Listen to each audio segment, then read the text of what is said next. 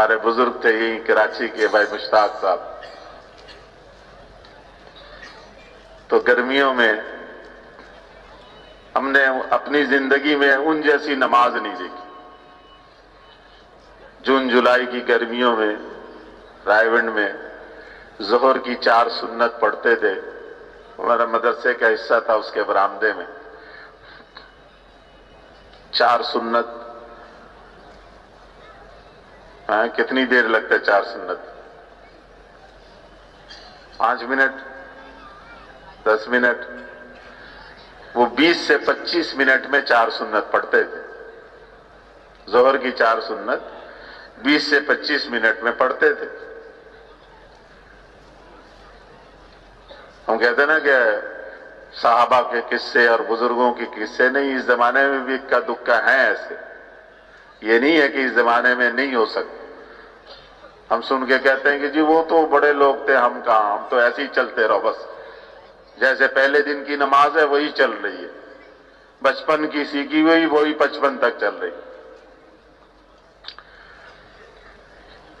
یہ میں سنی سنائی بات نہیں کر رہا ہوں، اپنی آنکھوں سے دیکھی بات کر رہا ہوں، آنکھوں دیکھی سنا رہا ہوں۔ حاجی جی کو ہم لوگ کہتے تھے، حاجی جی ظہر کی 4 سنت، گرمی کا موسم اور آم کا موسم۔ آم کے موسم میں ایک مخلوق بڑھ جاتی ہے، کیا کہتے ہیں اسے؟ آم کے موسم میں ایک اللہ کی مخلوق بہت زیادہ ہو جاتی ہے، جہاں چھلکے پڑے ہوں وہاں بنبنا رہی ہوتی ہے،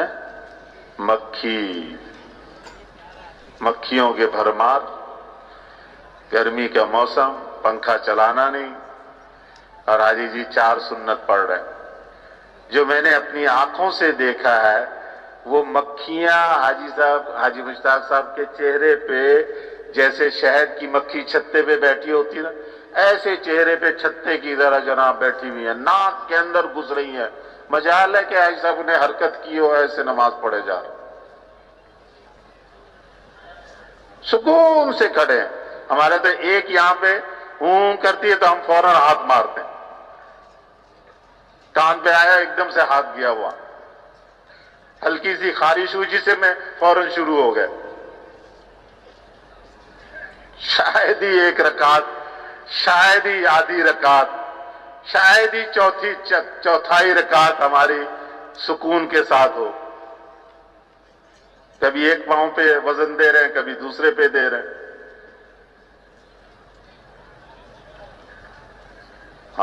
وہ جو مولانا الیاس صاحب رحمۃ اللہ نے فرمایا، دعوت، ذکر اور عبادت سے پیٹ بھریں گے اللہ، وہ تب جب دعوت بن جائے گی، اس وقت تک برداشت کرنا پڑے گا۔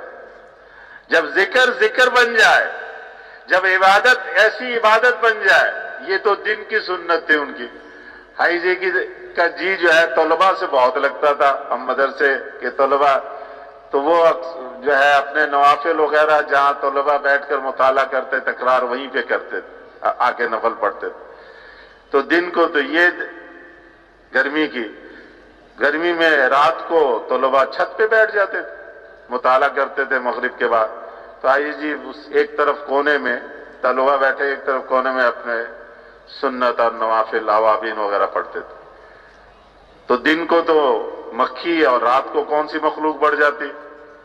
مچھر۔ ہم دیکھتے رہتے بھائی جی کو، ہمارے تو مطالعے میں مچھر جو ہے ہماری جان کو کھا رہا ہوتا تھا، اور حاجی جی اپنا نفل پڑھے جا رہے ہیں، 20 رکعت نفل، گھنٹوں۔ مجال ہے کہ کسی مچھر کی وجہ سے ان کے نماز میں خلل آیا ہو، دن میں مکھی کی وجہ سے خلل آیا ہو، اس لیے کچھ کھانے پینے کا ان کا مسئلہ ہی نہیں تھا، کھا لیا نہیں کھایا رہے، ایک گھونٹ پی لیا دودھ، مشکل سے لڑکے پلا دیتے تھے، اچھا چلو چائے پلا دو، چلو بس۔ دعوت، ذکر، عبادت سے اللہ پیٹ بھریں گے جب ہمارے اعمال اس درجے حضور صلی اللہ علیہ وسلم کے اعمال سے میل کھاتے ہوئے ہوں گے۔ آپ صلی اللہ علیہ وسلم کے ہر عمل سے ہمارا ہر عمل جتنا جتنا میل کھاتا ہوا بنتا چلا جائے گا، ہمارے دنیا کے کام بھی بنتے جائیں گے۔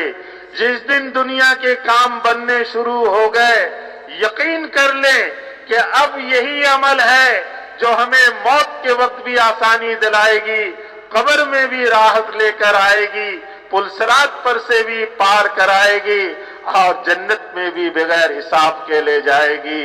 اور مولانا یوسف صاحب رحمۃ اللہ علیہ کے اس عمل پر، وہ عمل جو رسول اللہ صلی اللہ علیہ وسلم کے رنگ میں رنگنے کے بعد کیے گئے، اس عمل کا نفع یہاں بھی ملا، موت پر بھی ملا، قبر میں بھی ملا، حشر میں بھی ملا، پل صراط پر بھی ملا، جنت کے داخلے کی شکل میں بھی ملا، اور جنت کے داخلے کے بعد بند نہیں ہوگا، ہر روز اس عمل سے پر ملتا ہی رہے گا، ملتا ہی رہے گا، ملتا ہی رہے گا، اور بڑھ چڑھ کر ملے گا۔